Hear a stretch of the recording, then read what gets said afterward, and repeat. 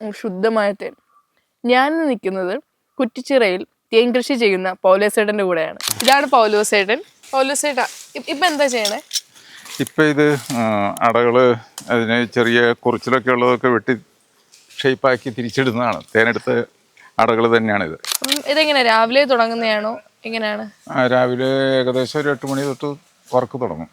Work തുടങ്ങിയാൽ പിന്നെ അതുപോലെ ചായ കുടിക്കാനും ഭക്ഷണത്തിനൊക്കെ ഉള്ള സമയങ്ങൾ മാത്രമാണ് ഗ്യാപ്പ് വരിക. അത് തുടർച്ചയായിട്ട് ഇങ്ങനെ വർക്ക് ചെയ്തുകൊണ്ടിരിക്കും. ഒരു സ്ഥലത്ത് നിന്ന് അടുത്ത സ്ഥലത്തേക്ക് ഇങ്ങനെ പോയിക്കൊണ്ടിരിക്കും.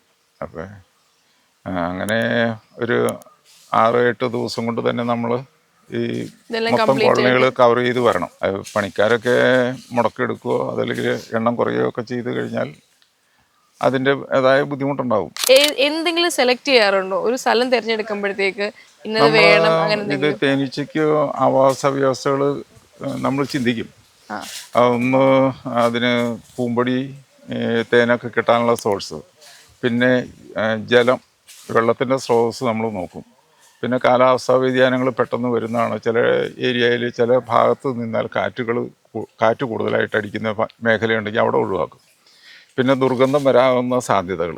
സാർ, ഒരു പെട്ടിക്കകത്തെ ശരാശരി എത്രത്തോളം തേനീച്ചകൾ, അങ്ങനെ എന്തെങ്കിലും കണക്ക്? സാധാരണ ഒരു 30,000 തൊട്ട് 50,000 വരെ എന്നൊക്കെ പറയുന്നുണ്ട്. അത് ഓരോരുത്തരുടെ പരിപാലനത്തിൻ്റെ രീതി അനുസരിച്ച് കൂടുതൽ ഈച്ചകളെ കൈകാര്യം ചെയ്യാൻ പ്രാപ്തിയുള്ളവർ കൂടുതൽ അളവ് ഈച്ചകളെ നിർത്തും. ഏതായാലും വന്ന് ഈ കാര്യങ്ങളൊക്കെ എടുത്തു പോകുന്നതുകൊണ്ട് കാര്യങ്ങളൊക്കെ മനസ്സിലാക്കി നാട്ടുകാർക്ക് മനസ്സിലാക്കാനുള്ളൊരു അവസരം ഉണ്ടാക്കുന്നതിൽ എനിക്ക് നിങ്ങളോട് നന്ദിയുണ്ട്.